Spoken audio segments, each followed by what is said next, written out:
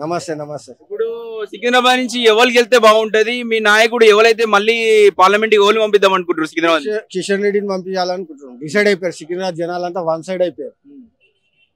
దేశ భద్రత విషయంలోనే కానివ్వండి, ఫ్రీ వ్యాక్సినేషన్ విషయంలోనే కానివ్వండి, ఫుడ్ సప్లై విషయంలోనే కానివ్వండి, రైతులకు రుణమాఫీ విషయంలోనే కానివ్వండి, మోడీని మించిన నాయకుడు ఇంకొకరు లేరు. 18 గంటలు ఆయన జీవితంలో చేసిన ప్రధానమంత్రి మరొకరు లేరు. వాళ్ళు మోడీది బొమ్మను పెట్టుకొని ఓట్లాడుకుంటారట. మళ్ళా ఇంకేముంది, వాళ్ళ చిన్న అద్దెం దగ్గర మాట్లాడుతూ రాముడు ఓన్లీ బీజేపీ వాళ్ళ మనిషేనా, బీజేపీ వాళ్ళ చిన్న ఏమన్నా మాట అంటాడు. చిన్నగా కానప్పుడు మరి 50 ఏళ్ళ సార్ ఎందుకు 5 సంవత్సరాల నుండి మీరు ఎందుకు కట్టలేకపోయారు రామ మందిరం? మీకు పేటెంట్ హక్కు ఉంది కదా, మీరు కూడా రాముని పూజించేటోళ్ళే కదా. మరి 5 సంవత్సరాల సార్ పెండింగ్ లేని పెట్టారు, కట్టాల్సింది కదా. చెప్పండి మరి వాళ్ళకి. అసలు ఎన్నడు ఉంది, ఇప్పుడు గుళ్ళకు పోతాడు, బొక్కుతాడు, ఎట్లా? ఖచ్చితంగా మాధవ్ అయితే విన్ అవుతుంది హైదరాబాద్ లో. డెఫినెట్లీ ఈ సీట్ రాసి పెట్టుకోండి. కిషన్ రెడ్డి పనులు చేసిండ మరి సికింద్రాబాద్ కి? చాలా చాలా చేసిండు. మళ్ళీ మోడీ నచ్చిందా 10 సంవత్సరాల నుంచి? మోడీ పరిపాలన మించి అవినీతి లేని పాలన అందిస్తున్నారండి మోడీ. అది కావాలి. వీళ్ళ దొంగల చేతిలో రాజ్యం పెడితే మొత్తం నాశనం అయిపోతుంది. రాహుల్ గాంధీ పీఎం అయితే అంటారు మరి. Car 100% car. వాళ్ళ కనీసం దేశం మొత్తంలో 50 సీట్లు కూడా రావు. అంతే అంట. పక్కా రాసి పెట్టుకోండి. ఇప్పుడు సికింద్రాబాద్ నుంచి ఎవరు గెలిస్తే బాగుంటది అనుకుంటారు? ఎవరు మీ లీడర్ అయితే బాగుంటది అనుకుంటారు? ఎవరు ఎంపీ గెలిచి పంపిద్దాం అనుకుంటారు? మేము ఈసారి ఖచ్చితంగా కిషన్ రెడ్డి గారే వస్తారు, అన్డౌటెడ్. ఎందుకంటే బీజేపీ స్టేట్లో సెంట్రల్లో ఉండడం చాలా ముఖ్యం. ఎందుకంటే చూస్తున్నాం కదా, 10 ఏళ్ల పాలనలో ఎక్కడ మత ఘర్షణలు లేవు, ఎక్కడ మనకి భద్రతా బలాలు కానీ ఎక్కడైనా అన్ని చాలా మంచిగా ఉన్నాయి. ఎక్కడ ఏమి ప్రమాదాలు జరగకుండా ఉన్నాయి. సో దానికి కారణం అవకాశం ఉందా కిషన్ రెడ్డి? ఖచ్చితంగా గెలుస్తారు. ఇక్కడ తెలంగాణ వ్యాప్తంగా మొత్తం 12 సీట్లు ఖచ్చితంగా కొడుతుందండి. 12 ఖచ్చితంగా వస్తాయి. ఈసారి నీ ఓటు మళ్ళీ బీజేపీకి అండి. బీజేపీకి వేస్తావా? ఎందుకు? మోడీ కావాలన్నా మరి రాహుల్ గాంధీ కావాలన్నా? ఖచ్చితంగా మోడీ కావాలి. ఇప్పుడు ఈ తరానికే కాదు, ఇంకొక మోడీ కాదు ఈసారి రాహుల్ గాంధీ గెలుస్తారు అంటారు. ఈ థర్డ్ టైం అని కాదు, ఇంకొక 3 times ఆయన కంటిన్యూస్ గా వస్తాడు. ఖచ్చితంగా డెఫినెట్ వస్తాడు. యువకులకు, మా యువకులంతా బీజేపీకి అండగా ఉండాలని కోరుకుంటా. ఎందుకంటే దేశ భవిష్యత్తు ఇప్పుడు ప్రజెంట్ యువత అందరూ చేరి మంచి బాటలో నడవాలని కోరుతున్నాం. ఇప్పుడు కాంగ్రెస్ పరిపాలన మనము 40 ఏళ్ల నుంచి చూస్తున్నాం, కొత్తగా చూడాల్సింది ఏం లేదు. సో అందుకని నేను బీజేపీకి ఈసారి మద్దతుగా నిలబడాలి అని కోరుకుంటున్నాను. అసలు కూడా ఎన్ని రోజు గుళ్ళకు పోంది, ఈసారి గుళ్ళకు పోతాడు. ఇప్పుడు వారికి ఓటర్ల పైన ఇప్పుడు ప్రేమ ఆప్యాయతలు ఇప్పుడు కనబడుతున్నాయి. బీజేపీ ఇది వరకు ఏంటంటే ఓల్డ్ సిటీలో 1 sided గా పోలింగ్ జరిగింది. అక్కడ వాటెవర్ ఎన్నో కారణాల వల్ల మీకు తెలియదు ఏముంది. ఇంతకుముందు ఆయన ప్రజల మధ్యకే రానోడు ఇప్పుడు వస్తున్నాడు అంటే దానికి కారణం బీజేపీ. ఎందుకంటే ప్రతి ఒక్క ఓటర్కి రెస్పెక్ట్ ఇచ్చి ఓటు అడిగే విధానం ఇప్పుడు బీజేపీని చూసి వారు నేర్చుకున్నారు. బీజేపీ వాళ్ళు రాముని పెట్టుకుని ఓట్లాడుతారా? లేదండి, అది వాళ్ళ విఘ్నతకే వదిలేస్తున్నారు. రాముడు ఏమన్నా మీకు బాబాయ్ అవుతాడా లేకపోతే చిన్నయ్య అవుతాడా అని చెప్పేసి అంటారు కాంగ్రెస్ వాళ్ళు. బుద్ధి లేని వాళ్ళు ఎన్నో అంటారండి. ప్రతి దానికి సమాధానం చెప్పుకుంటా వెళ్ళాల్సిన అవసరము భారతీయ జనతా పార్టీకి లేదని నేను అనుకుంటున్నాను.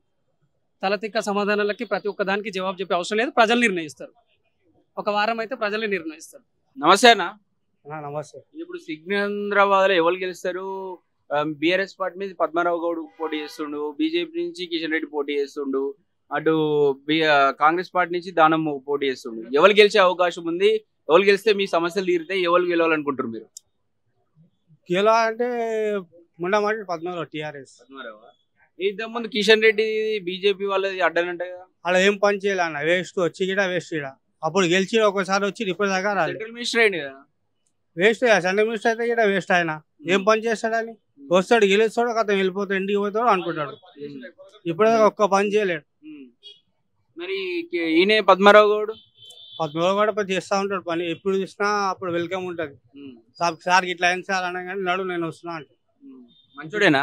చాలా మంచోడు. ఇంటికి పోతే ఏమంటాడు? ఇంటికి పోతే ఎప్పుడు చూసినా వెల్కమ్ అంటాడు. ఇంటికి పోగానే చాయ్ తాగు, నీళ్ళు తాగు అంటాడు, ఉగ్గు పెడతాడు, మంచిగా మాట్లాడతాడు. ఏమైంది, ఏం సమస్య అంటే ఇట్లా అయితే నడు నేను వస్తాను, నడు అని వస్తాడు. కిషన్ రెడ్డి మళ్ళీ కిషన్ రెడ్డితో మాట్లాడడం అలా తెలియదు కదా. దానం ఇప్పుడు దొంకినైనా అంతే అంటావా? మీరు ఎవరు ఎవరు బాగా మంచిగా ఉంటారు మీతో ఫ్రెండ్లీగా? మాతో ఫ్రెండ్లో ఉంటాడు మొన్నమాటి 14 సార్. గెలిపించుకుంటారా? వాళ్ళ అబ్బాయి చేస్తాడు పని, ఏం పని అంటే ఆ పని చేస్తా ఉంటాడు. గెలిపించుకుంటారు. హెల్ప్ చేసుకుంటాం. ఎటు ఓటు మళ్ళీ మన టీఆర్ఎస్. నమస్తే అన్న. నమస్తే అండి. ఏందన్న ఎట్లుంది ఇప్పుడు సికింద్రాబాద్ లో మళ్ళా గెలుస్తాడా మీ కిషన్ రెడ్డి? జనతా పార్టీ ఈసారి అత్యధిక మెజారిటీతో కిషన్ రెడ్డి గారు గెలవబోతున్నారు. ఇది కేంద్రంలో తప్పకుండా మరోసారి మోడీ గారు అధికారంలోకి రాబోతున్నారు.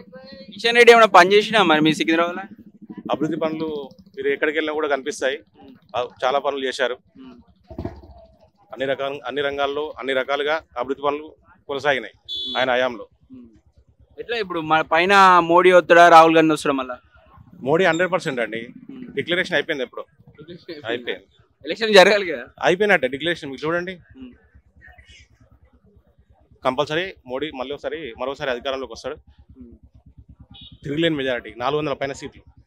కిషన్ రెడ్డి మీకు మళ్ళీ గెలిచి ఏం హామీ ఇస్తాడు? మళ్ళీ గెలిచి ఏమి ఎలాంటివి? కొన్ని అభివృద్ధి పనులు అయిపోయినాయి, అవన్నీ కంప్లీట్ చేస్తా అంటున్నారు. మరోసారి మోడీ గారి హయాంలో కంపల్సరీ అధికారంలోకి వచ్చి అభివృద్ధి పనులు కొనసాగుతాయి. మళ్ళీ మినిస్టర్ తప్పకుండా.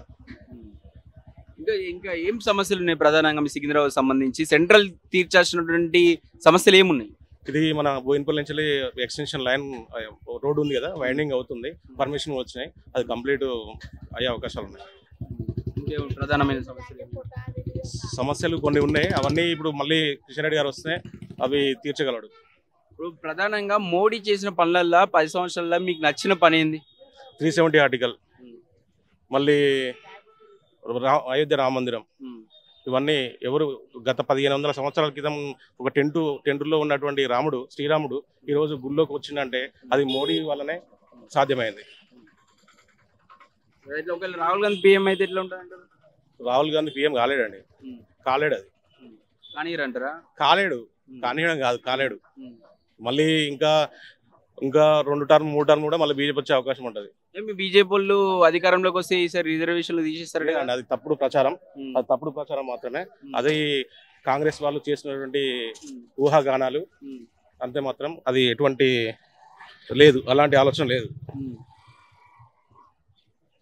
తప్పుడు ప్రచారం అంటారు. తప్పుడు ప్రచారం. కాంగ్రెస్ వాళ్ళు బాగా ప్రచారం చేస్తారు. బీజేపీ తెలంగాణకి ఏమి ఇచ్చింది, గడి గుడ్డు ఇచ్చిందా అని చెప్పేసి బాగా జనాలలోకి తీసుకునే ప్రయత్నం చేస్తుంది. ఏమంటారు? అది కేవలం వాళ్ళ ఇప్పుడు ప్రజల్లో పోవాలంటే ఏదో ఒకటి చెప్పాలి కాబట్టి ఆ రకంగా చెప్తారు అంతే తప్ప వాళ్ళు ఏదో అంతే ఎలక్షన్ స్టాండ్ మాత్రం. తర్వాత ఆ గాడి గుడ్డు కాదు, ఎవరు కూడా కనిపించారు. ఎట్లుంది మరి ఈ 4 నెలల్లో కాంగ్రెస్ ప్రభుత్వం ఎట్లుంది? జీరో అభివృద్ధి పనులు.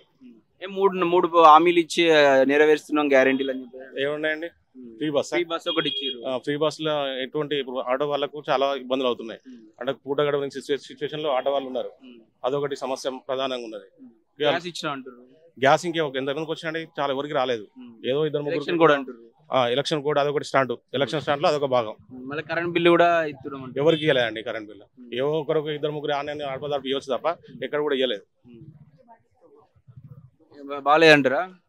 బాగాలేదు. మళ్ళీ చూడండి, ఇప్పుడు కంపల్సరీ ఇప్పుడు ఎమ్మెల్యే పోతుందా? మరి పోతుందండి కరెంట్ పోతుంది. ఎందుకు పోట్లేదు? నెక్స్ట్ ఓన్లీ ఇప్పుడు చూడండి, లాస్ట్ టైం పర్లేదు, ఈసారి ఇంకా ఘోరంగా ఉన్నది. నమస్తే అన్న. నమస్తే. ఇప్పుడు మీ దగ్గర నుంచి పద్మారావు గౌడ్ బీఆర్ఎస్ నుంచి పోటీ చేస్తుండు, అటు కాంగ్రెస్ పార్టీ దానం పోటీ చేస్తుండు. మీకు ఇంతకుముందు సిట్టింగ్ ఉన్నట్టు కిషన్ రెడ్డి బీజేపీ నుంచి మళ్ళీ పోటీ చేస్తుండు. ఇక్కడ బీజేపీ గెలిచే అవకాశాలు ఎక్కువ ఉన్నాయి అంటారు. ఏ పార్టీ గెలిస్తే బాగుంటది? మీకు మళ్ళీ మీ ఎంపీగా ఎవరు గెలిస్తే బాగుంటది అనుకుంటారు మీరు? पहले मैं आपसे एक सवाल कर रहा हूँ. दानम नागेंद्र कांग्रेस बोल रहे हैं आप, कैसा बोल रहे हैं आप कांग्रेस बोल के? उन्होंने जीते कहाँ पे? टीआरएस में जीते. उनका अभी रेजिग्नेशन ही अप्रूव नहीं हुआ, तो आप उन्होंने कांग्रेस बोल के कैसा बोलते? कल उन्होंने जीते बाद फिर बीजेपी में भी जा सकते, उन्होंने कहीं भी जा सकते. तो कांग्रेस बोल के दानम नागेंद्र को मत बोलिए. यहाँ जीतने का पद्माराव साहब है, क्योंकि केसीआर साहब के अभी भी फैंस है यहाँ पे बहुत डेवलपमेंट हुआ. हमारे तलासानी साहब दुनिया का डेवलपमेंट करे. यहाँ पे इधर पानी का प्रॉब्लम था, वो सॉल्व करे. करंट का प्रॉब्लम तो अभी भी पब्लिक को मालूम है. कौन आए तो जीतते, क्या होता प्रॉब्लम कौन सॉल्व कर सकते, वो पब्लिक को मालूम है. इसके लिए पब्लिक पूरा एक साइड होके टीआरएस को वोट देता. పద్మారావు గౌడ్ గెలిచే అవకాశం ఉంది. అది బీజేపీ వాళ్ళ గెలిచే సీట్ అంటారు. బీజేపీ అంటే బీజేపీ ఎవరు తెలుసన్నా? ఇప్పుడు కిషన్ రెడ్డి సారు అది ఏమంటారు మినిస్టర్ అయ్యిండు, సెంట్రల్ మినిస్టర్ అయ్యిండు.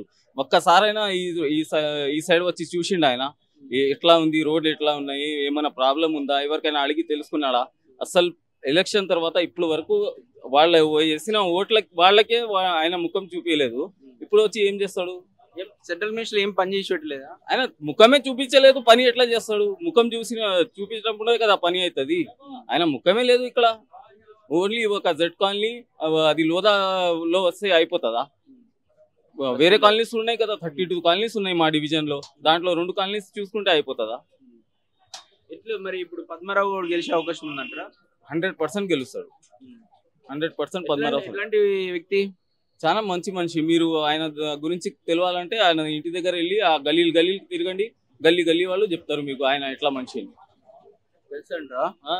100% గెలుస్తాడు. మీరేటైనా ఓటు? TRS obviously.